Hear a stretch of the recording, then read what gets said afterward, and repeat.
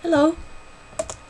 Okay, so in the last video I talked about the Trinity of gods and then about how to apply the Trinity formula in order to understand, say, the myth of Balder.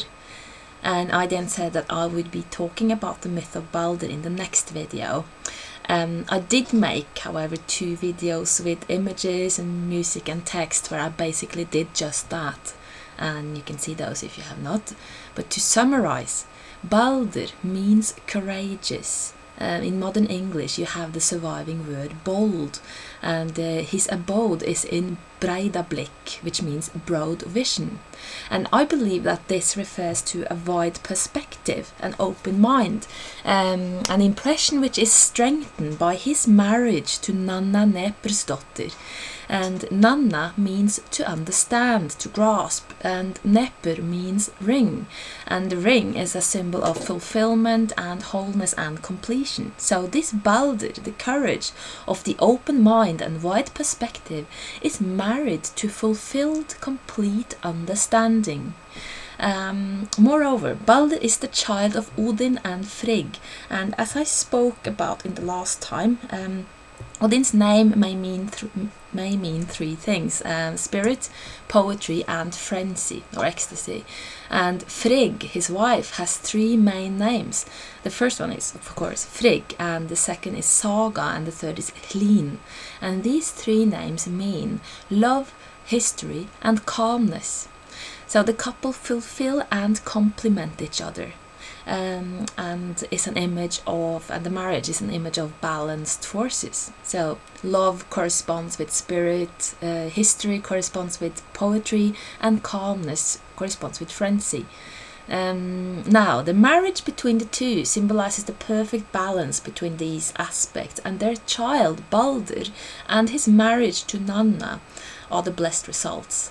And significantly enough, there is a myth about how Odin is exiled or get lost from Asgard, the divine realms, and leaving love, history and calm in the arms of his lesser brothers, Vili and Ve, the will and the awe. And the loss of spirit from the divine realms, the loss of spirit from history and love, is catastrophic to humankind. Then there is the myth of how Balder and Nanna die. That is, how they have to move into the oblivion of the underworld, held hostage by the Lady Hel.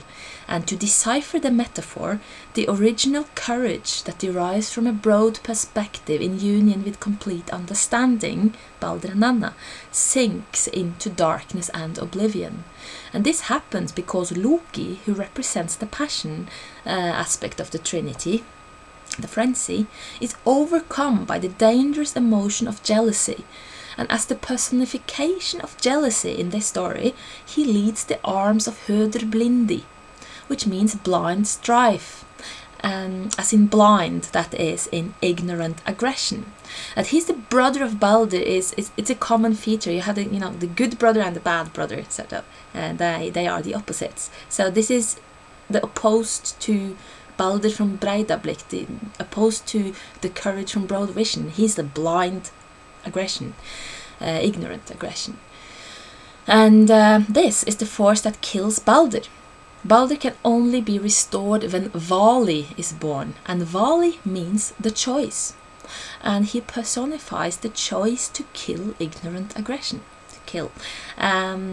These stories correspond to the loss of the Golden Age story. The Golden Age of Norse mythology was known as the Froda Frider, from Froder, which means wisdom, and Frider, which means peace. And thus we call the Norse Golden Age the peace of wisdom. And this peace of wisdom is referred to several times, both in the Poetic Edda and in the Prose Edda, so it was probably an important concept in the Norse worldview. It was described in various texts as an era where no one killed each other or stole from each other, and it was destroyed by forces of hatred, greed and aggression. And another version of the story of Froda Frider is found in the story of the truce between the 2 divine tribes of Æsir and Vanir. All the gods from the two tribes spit into a cauldron, and this was their essence, blended together to become the mead of wisdom. It was the essence of all the gods and goddesses together. And Freya taught Odin the art of Seidr, and with this knowledge Odin made a creature known as Kvasir, who consisted entirely of this divine mead. He walked into the world where he would answer anyone who asked him questions. And this is a way of saying that divine wisdom and knowledge was accessible to everyone and moved freely through the world.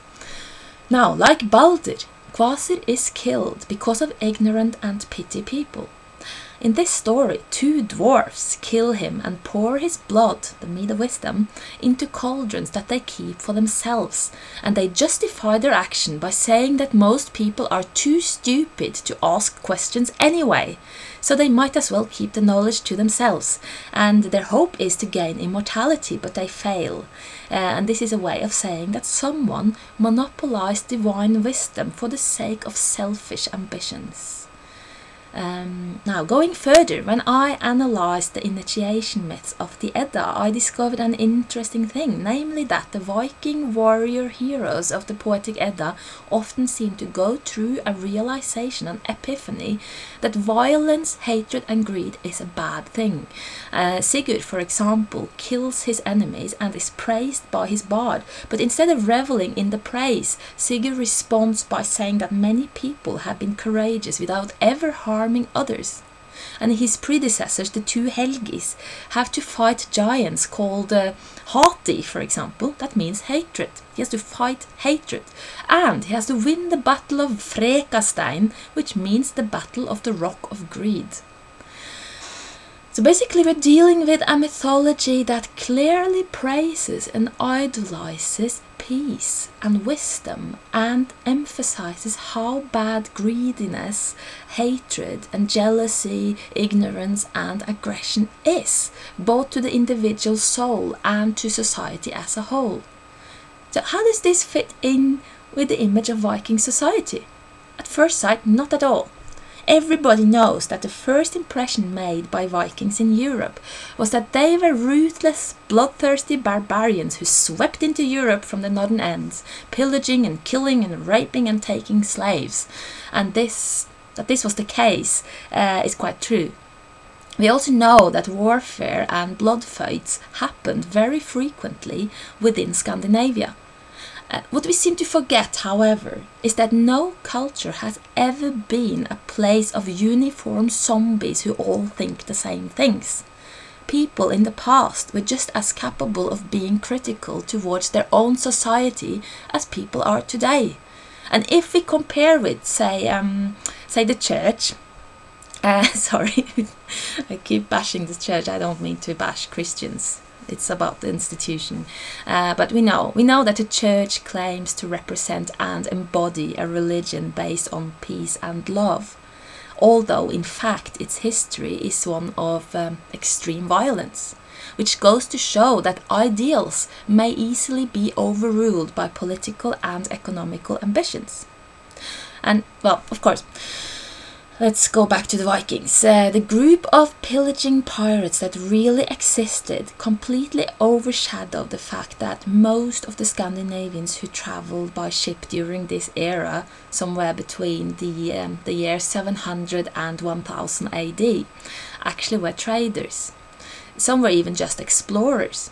They thought that a man, I'm sorry to sound sexist, but men were mostly the ones doing the traveling in those days. Women were only expected to travel in the supernatural realms, so they thought that a man could only gain maturity and wisdom if he traveled many places and studied the various customs of different people. The Norse word for stupid, or ignorant, or narrow-minded was heimski. That means homebound. It refers to someone who stayed at home and only knew his own home. And that equals stupidity to the Vikings.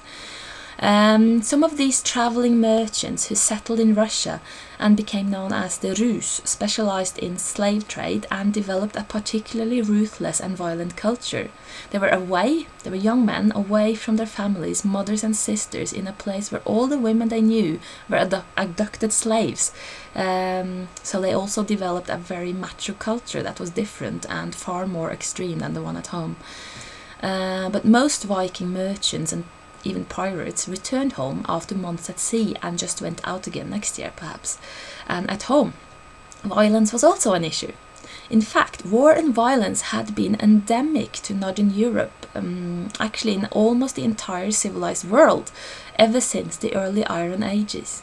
In a clan-based society like Scandinavia, the only way of survival was to make sure that almost all the men of the clan were skilled warriors and that could defend their clan.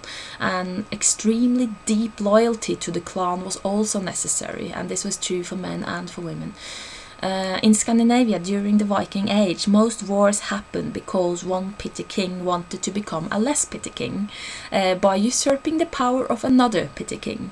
And often the arguing kings were half-brothers who claimed to be the sons of a dead king outside of marriage. In those days there was no shame for a woman to become pregnant outside of marriage if she could claim that her child might be the child of a high-standing or royal person. And there was an incredible number of royal offspring in those days. Their mothers were often quite ruthless in pushing their princely sons forward. However, war was one thing. At the level of the ordinary clan society, one finds a society of farmers, merchants and craftsmen, as well as artists, poets and sorcerers. However, the land and the farms of the clan were essential to survival and formed the economical basis for trade, shipbuilding and crafts and war. In a way, everybody were connected to the farm. It was on a basic level a peasant society, deeply concerned with peasant concerns, fertility, good harvests, and peace. It was a society without much surplus. Even royalty lived in quite primitive conditions compared to the surrounding world. Even royalty, in fact, lived on farms and supported themselves on farms, and they had just not gotten to the point where an incredibly rich ruling class could live without practical concerns at the cost of a powerless and poor peasant class. It was more of a clan society than a class society. There were more and less powerful clans, but the less powerful clans would make alliances with other clans. In any case, they were all peasants, basically. And from the point of view of a farmer, peace is essential because war threatens to destroy crops either by violence or by the fact that the working force is either dead or away fighting. It is interesting that the more slaves were gradually brought into Scandinavia, the more warlike people became, because they could let slaves do the job. But there were never a lot of slaves in the Norse culture, and people remained with their peasant concerns. The most important prayer in the Viking Age, actually, a prayer formula repeated everywhere and in connection to cheering and ritual, was Til års og frider. And that means for a good year and peace. So what I'm pointing out here is that even during the Viking Age, people desired peace and prosperity before war. They wanted to eat and live well and bring up their children. The problem was that war happened a lot, and it did not only happen as a war between the ruling classes, the ruling clans and the respective alliances. The clan feud was another aspect of Norse society that often led people into a vicious circle that could last for many generations.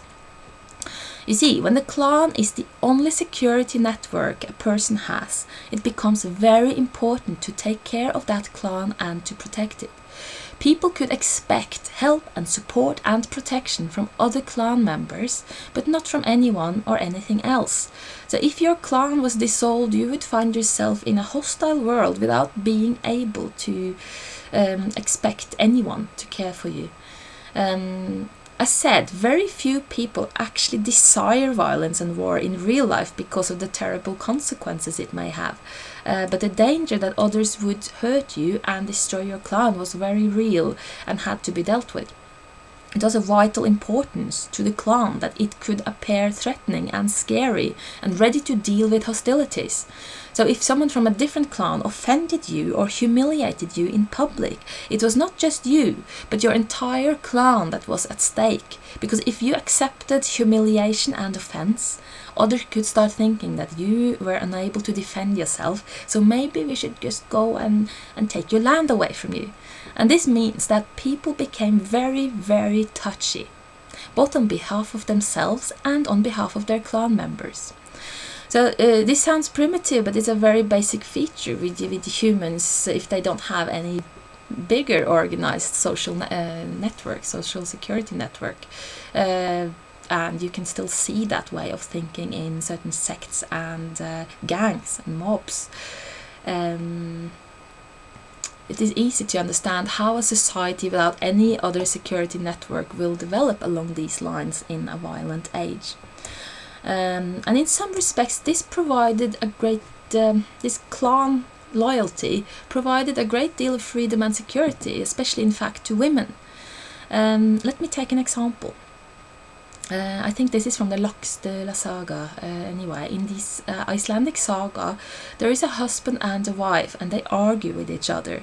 The wife is more eloquent than the husband, and he finds himself at loss for words, and in his frustration, he reaches out and slaps her across the face. It wasn't, battering or anything. He didn't beat her up, he just slapped her once. And she just looked at him and she said, "You will regret this." So as soon as she could, she talked to her clansmen, her brothers, cousins, uncles, father. She tells them what happened and demands retribution. In the beginning they are a bit reluctant because they realize that there will be very, very horrible consequences. But she pushes them and reminds them of clan duty. To make a long story short, they kill her husband because he slapped her, and then his kinsmen are provoked and a long and painful circle of violent and deadly retributions between the now hostile clans begin. And this story is really very good and illustrates a lot about Viking Age society. First of all, it shows that Viking Age women by no means accepted physical punishment from their husbands. A slap and you're dead, so to speak. So how could this happen in a patriarchal society? When we use the word patriarchal, we tend to equal it to the oppression of women. And there is a good reason for that, and that is that most patriarchies have been more or less oppressive to women. And to begin with, it was a very practical reason for this. Because in a patriarchy, children inherit name, status and possessions from their fathers. Land is owned by the fathers. And if a father is to know who his children are in a time without DNA tests, certain restrictions need to be put on women. At least on married women. Moreover, in your average patriarchy, women moved into their husbands and their families when they married. And this in itself put the woman who had to deal with the in-laws in a weaker position than her husband. And many cultures have developed at some point this tendency into a system where the woman is no more than a possession of her husband and where consequently he is allowed to physically punish her. This never happened in Viking Age society. In earlier stages of culture than the Viking Age, archaeology has shown that it was in fact the men who moved into their wives' families. And in the Viking Age, the clan was more important than gender. A woman, just like a man, was a member of the clan she was born into and remained a member of her clan all her life, no matter how many times she married outside the clan. Her bond to the brothers was considered more important than any other male bond, ever, including sons, fathers and husbands. This goes way back, even in the year AD. 80 AD, the year AD. Well, the year 80 AD, the Roman scholar Tacitus declared that the Germanic tribes, the maternal uncle, was more important in the education and care of a child than the father of the child. This meant that when a woman married, she did, according to the rule of patriarchy, move into her husband's family. The marriage would be regarded as an alliance between their two clans. Her children would inherit the father's name, the father's social status, and the father's land, but the wife remained a fully fledged member of her own clan, and she was in her husband's clan as a sort of emissary, a representative, sort of a diplomat and spokesperson for her own clan. Any insult paid to her, any abuse or offense or disrespect, was disrespect not only to her but to her entire clan. A slap in the face of a free person, whether man or woman, was deeply insulting. So when this husband slapped his wife, he slapped her clan in the face, and that is why they killed him, for what seems to be almost nothing. I don't mean to say that wife abuse is nothing, but it wasn't even a beating. It really was just a little slap, for which a capital punishment seems to be to overdo it a little. It was a life and death matter of maintaining the scary level of your warriors so that no one would take your land from you. So this story not only describes how a blood feud between families could begin just because of a small insult, it also says a lot about the position of women and of their potential role in creating violent situations.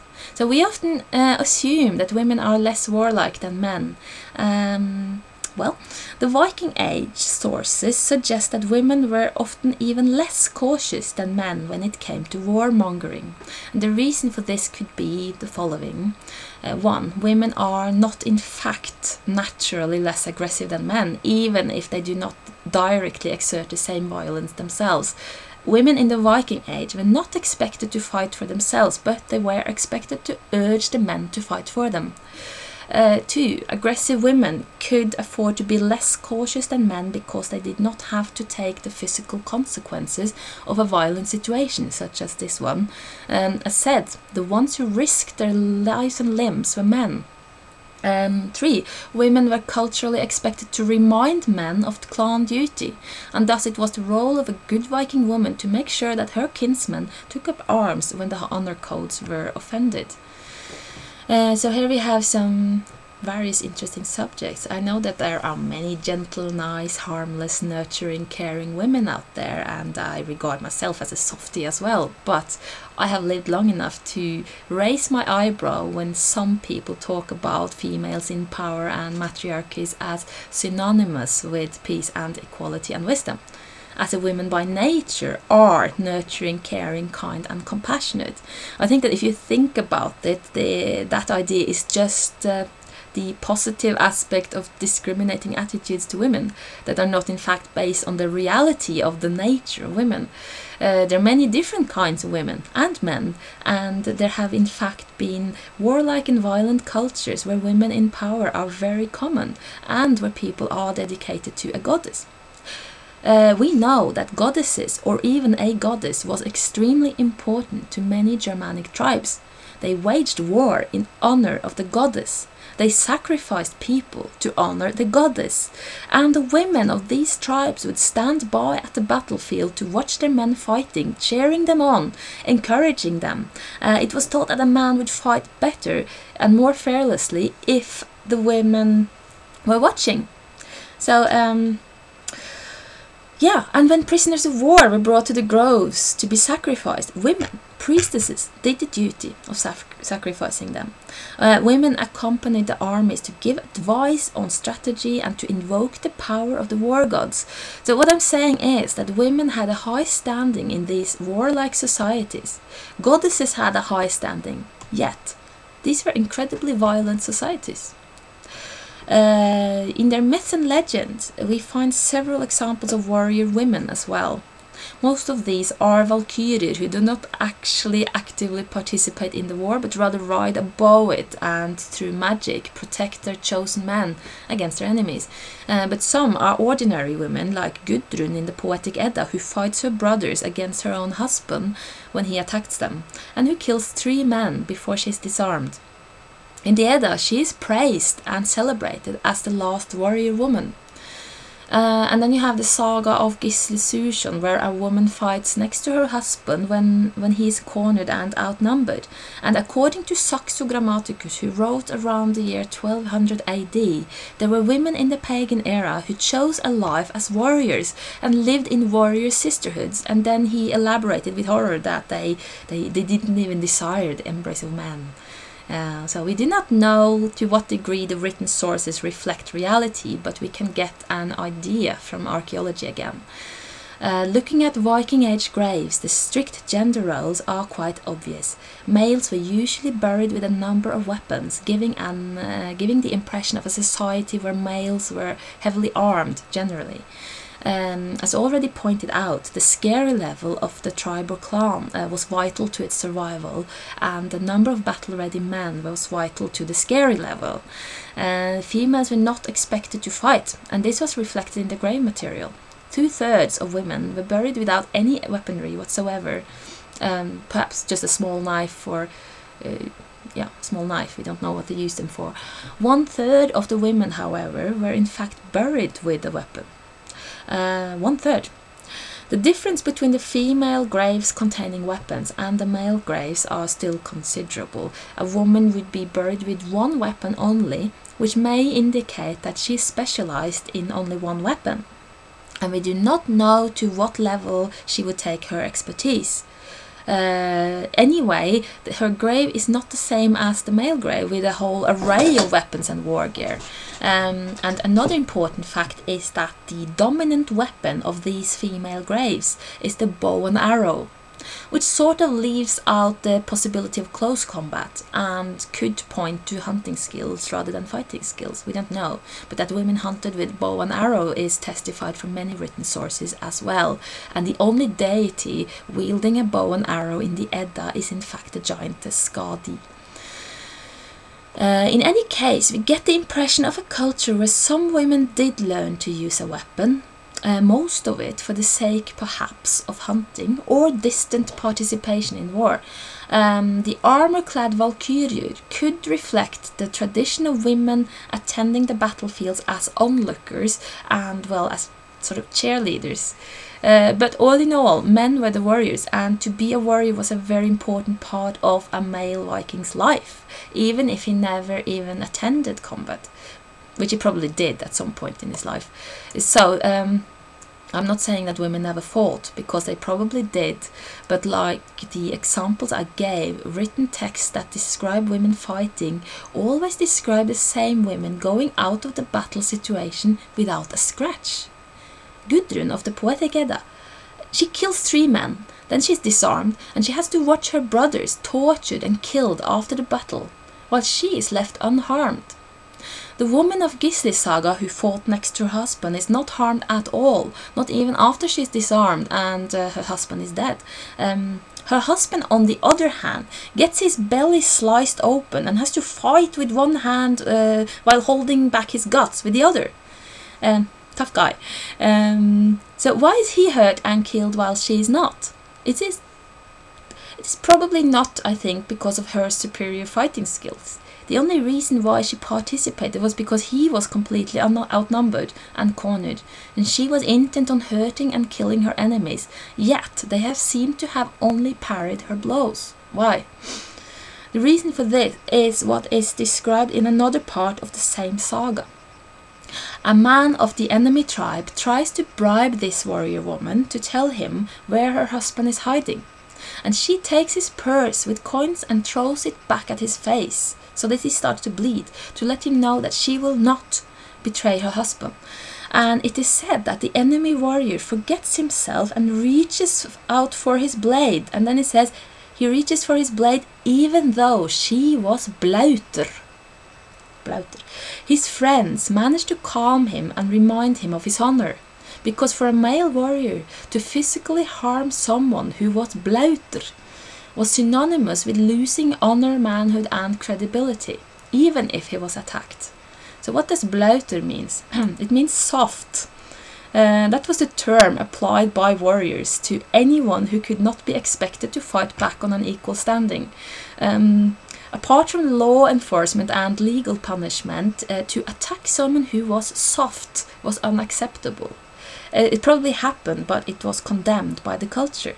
And in the Viking Age, all women were per definition soft, just like children, cripples, old people and femiguys.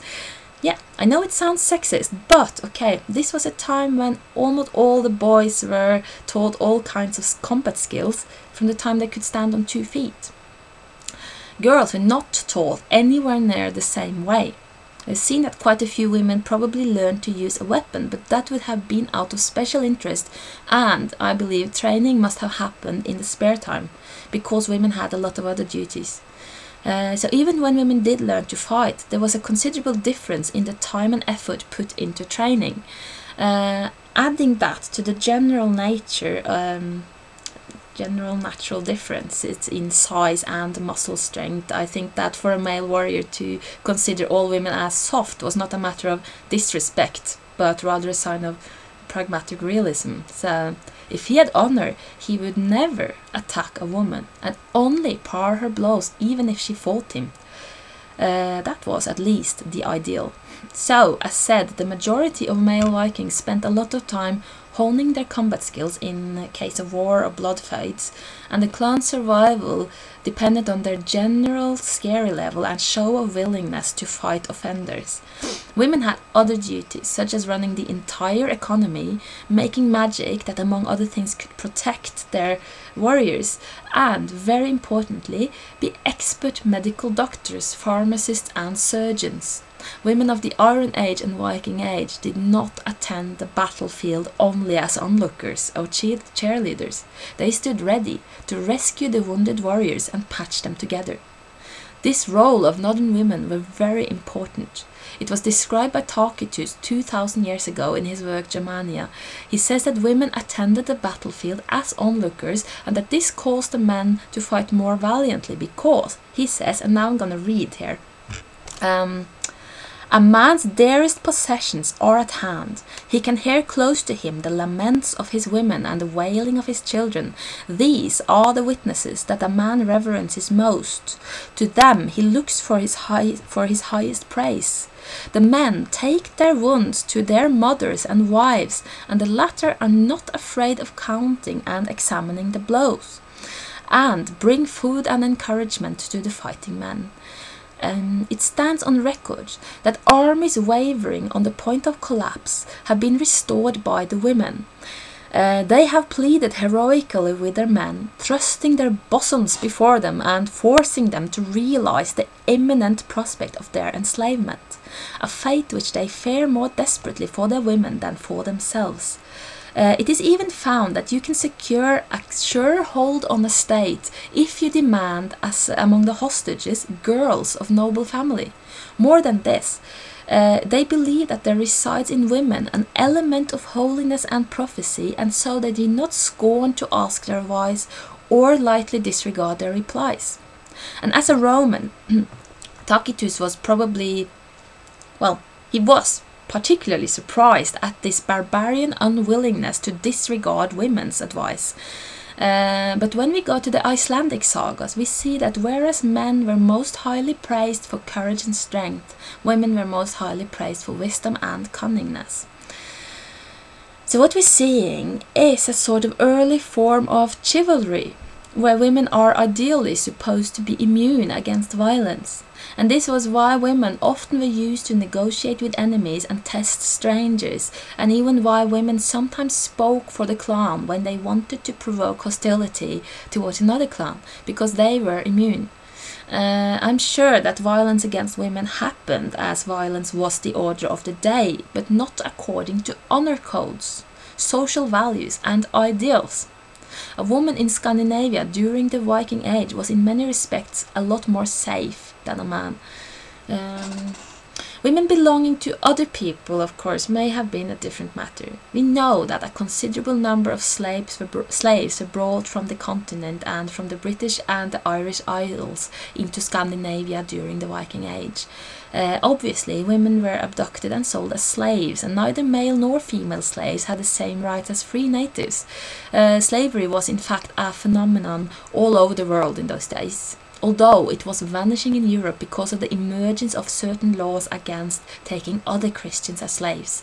So we must assume that the stereotypical concept of the bloodthirsty Viking that rapes and pillages is based on reality, but was rape and abduction of women something they idealized?